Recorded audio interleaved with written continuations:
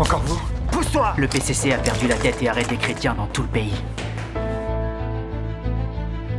Papa, tu peux pas arrêter d'aller aux réunions? Comment on fera s'ils te remettent en prison? Ne laissez pas filer!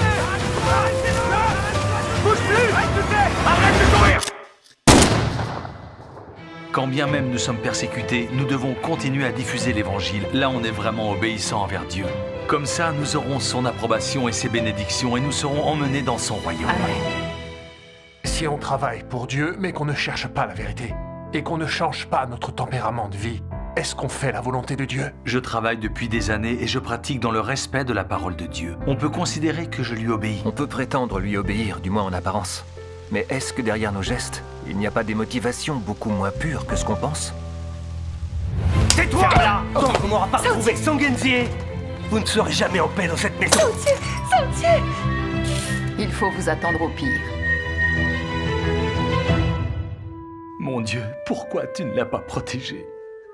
Ça n'a pas suffi que je me dépense pour toi et que je renonce à tout.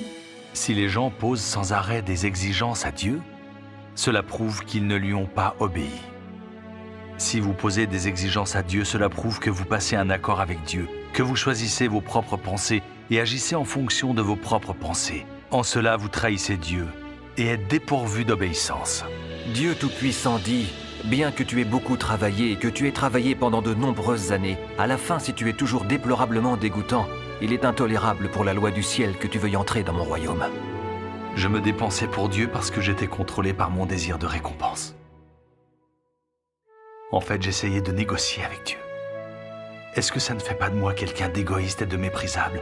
Si mes tempéraments n'ont pas changé, en quoi suis-je qualifié pour entrer au royaume des cieux? Subir des épreuves quand on croit en Dieu, c'est un peu la même chose que tremper de l'acier.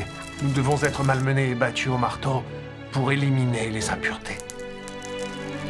Dieu Tout-Puissant dit, les hommes ne peuvent pas changer leur propre tempérament.